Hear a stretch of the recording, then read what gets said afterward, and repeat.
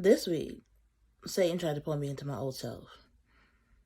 He tried to bring me through those dark ages, those spaces where everything just didn't make sense, and he really had me fooled.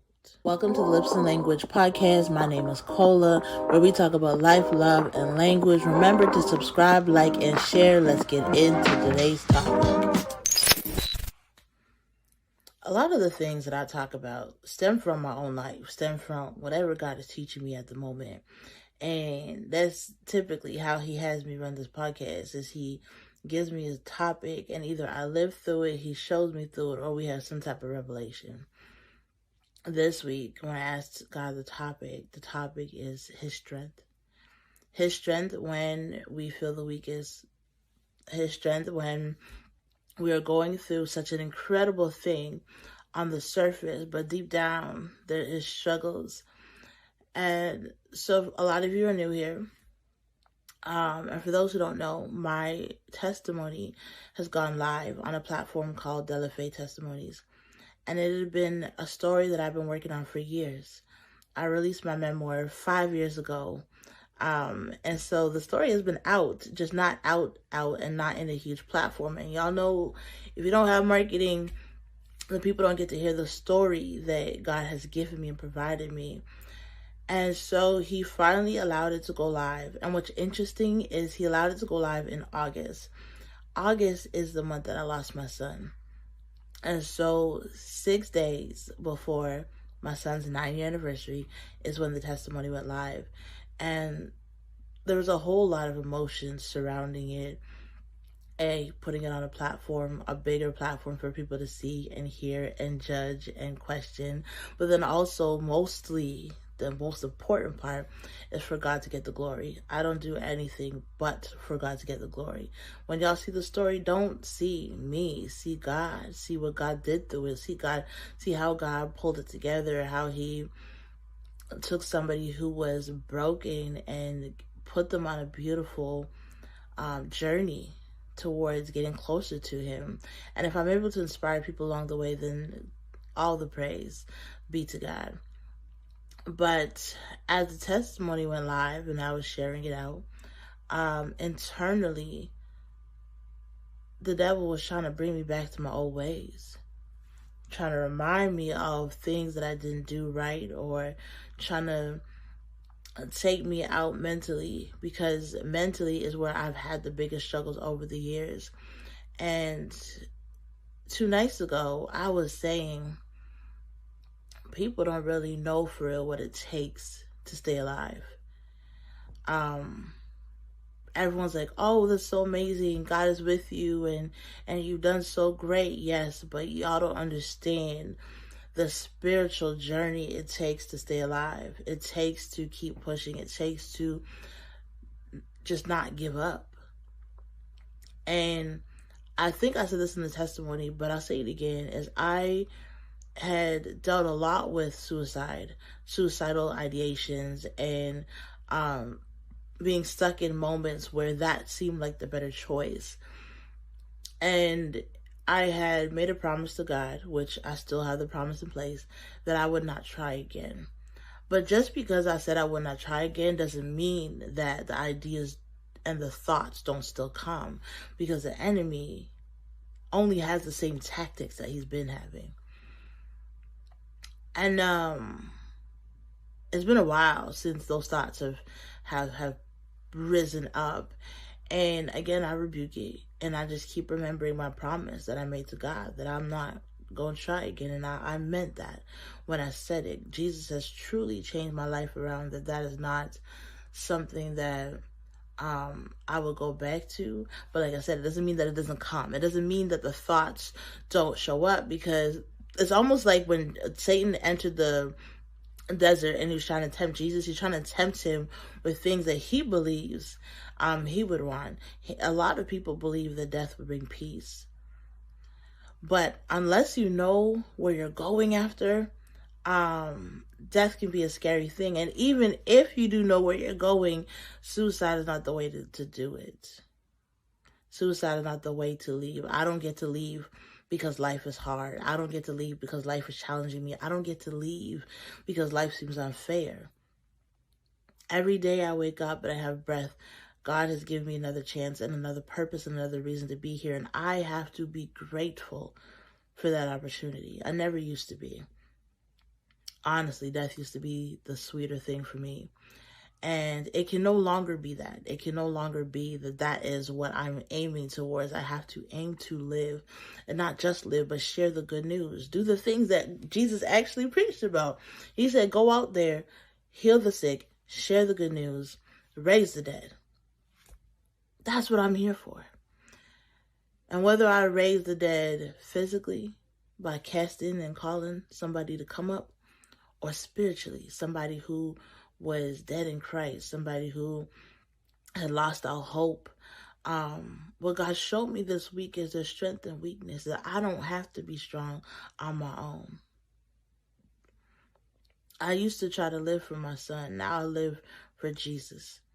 I had seen one of the comments saying that I had made my son an idol. And to be fair, I did. Many of us do. We make our children our idols.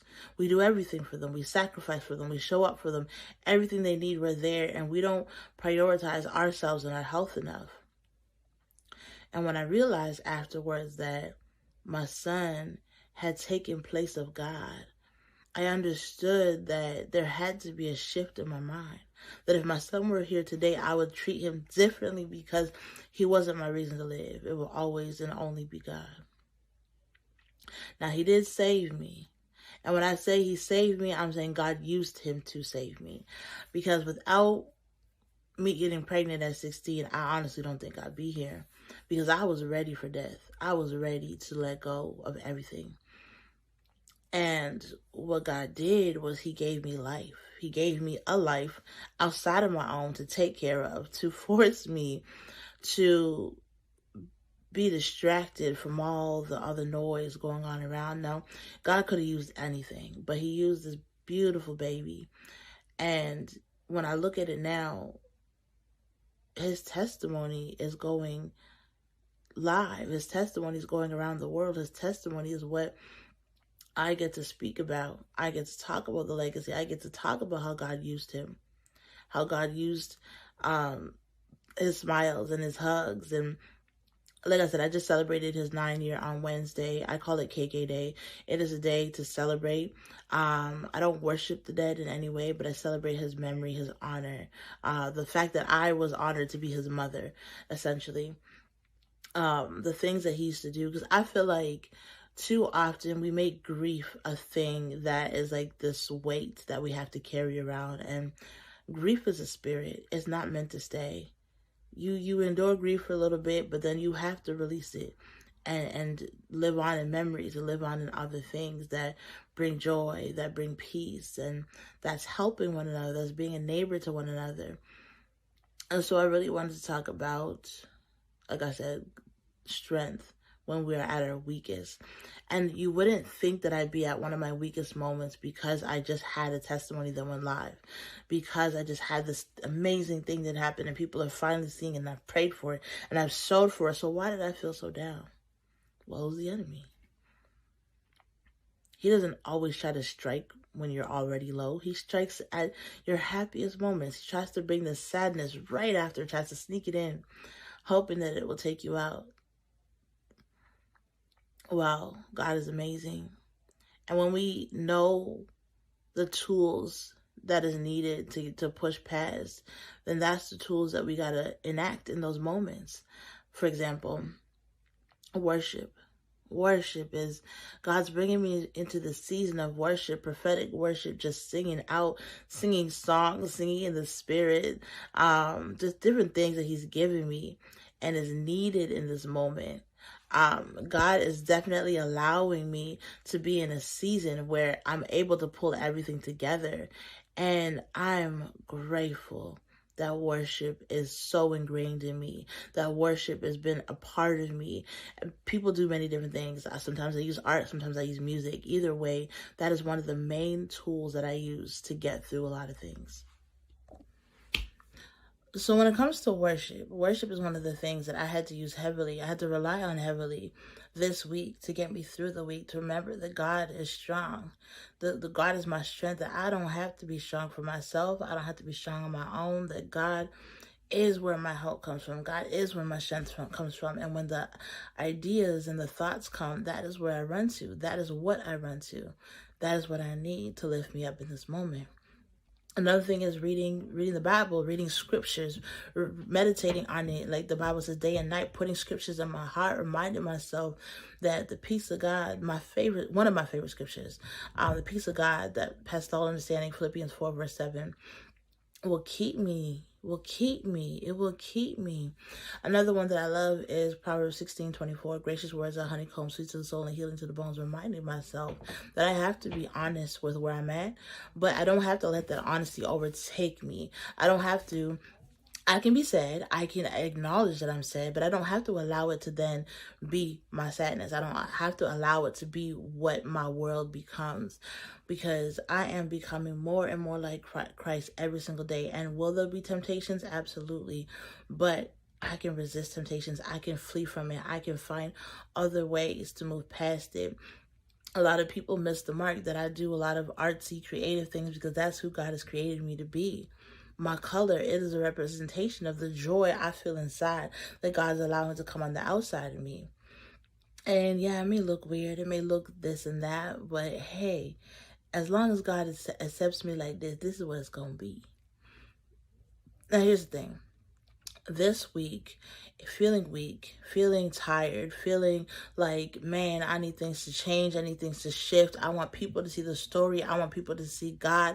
I want people to get the book so they can read the ins and outs. I'm like, there are so many anxious thoughts that were coming to me. And because there were anxious thoughts, my one thing that I was supposed to do was hold them captive and remove them from me so that I don't let it become me. And a couple days I sat in it. A couple days I sat with it. A couple days I let it overtake me. A couple days I'm like, ugh, I'm not going to do anything. I felt drained. And I think it was also because it was the week that my son passed. And typically the day of, I'm not really that sad because my sister and I, we already planned things to do that day. But, you know, just taking time to remember my son, taking time to honor that moment. Sometimes emotions can be draining and it piles on top of it. And the thing that I know is life and the enemy is crafty. They know when things are coming. They know when things are going to hit. And sometimes they plan stumbling blocks ahead of time. But because, and this is not to make, everything's about the enemy. I'm very aware of how spiritual it is, the world that we live in. There's things that kind of just set up to try to push you or test your limits. And in this week, when my limits was tested, I had to hold on to God more than before. And people always think that with elevating, with coming into new dimensions, coming into new seasons, that you'll be the same person, you'll be strong and nothing's going to break you. There are things that God knows about your character and about your spirit that he's working out of you, that he's making sure you can pass the test at a lower level so that when he brings the higher level, you don't break. When he brings a higher level, you don't crash and burn. When he brings a higher level, you already have the tools in place to manage and to get things done. Like if I didn't know self-care for real, spiritual self-care, physical self-care, then this week would have been a whole other week. This week would have been a horrible week, but this week was a great week. This week, I'm finishing this week out with more joy than maybe when I started this week, right? And it's not because anything in my physical situation has actually changed for real. It's because the joy of the Lord has come upon me in many ways. It's because in this specific week, God sent many of y'all who saw the testimony to pray for me. Many of y'all who reached out to me and talked to me and sent me songs and different things that y'all don't even know how encouraging that was for me in this week. But God knew. And God designed it that way. God set it up that way. And that's what I needed. We all need a village. We all need a community. We're not meant to do life alone. Many times we try because we've been hurt. We feel like, we got to be independent, all this other stuff. Really, truly, God is out here making sure that we are taken care of in the best way possible in all forms. He doesn't leave a place open. That's why when God says put on the armor of God, he gives you everything from the top of your head to the gospel of peace on your feet. Like he makes sure all of you is taken care of, because if there's just one little section that has an open door, open gate, whatever, the enemy will try to use it to come in. And I mean the enemy as in not just Satan, I mean the physical. When you're in a war, the physical enemy will try to find your weak spots, will try to find the things that make you sad. And so how powerful is it that in the week that I had so much going on up here, right? And I have my son's anniversary, 9 years, that there was a really weak moment for me. It was a really sad time for me. But God has made sure that I'm surrounded by the right people. God has made sure that the right people reached out, that they would send me random songs for me to play, knowing that I'm a worshiper, knowing that worship is really what guides my spirit and my soul. I love choirs. Man, I miss the old school gospel music where you have that choir singing and the harmonies. Like, we got to find what is our coping mechanisms. I cope with Jesus. This is how I cope. I cope with Jesus. There are people who use food. There's people who use sex. There's people who use alcohol. There's people who use so many other things that is not of God to cope, and it only leads to destruction. I cope with a way that leads to joy, and that's why my week is finishing better than it may have started, because God is everything. God is everything to me. The air I breathe, the light that I have, the joy within. God is restoring so much in my life, and I had to take a moment to realize that the things that I felt weak about, it was really just tormenting. It was really just replaying, and I didn't need to be sad about it. I didn't need to overplay it. I didn't need to be in the state where things felt like doom and gloom. Everything was really working out the way God promised and said it would be.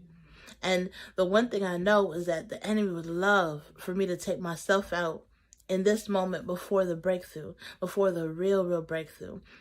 This is just the beginning. The testimony is just the beginning. Y'all thought the testimony was hard? Read the book. The book has the details. The book talks about my son's journey and everything he went through. And I mean, on that note, there's cussing and some graphic scenes in it, because I wanted to be authentic to where I was. I find too many times when we come into the church, we don't often talk about where we were for real. We're like, well, you know, God had me in a bad place and he cleaned me up and here I am. Cool. But the people who are still struggling need to know that you struggled in the same way that they struggled. Because if not, you just look like somebody who walked through life just so perfectly. And yeah, you might have had some struggles, but Jesus, right?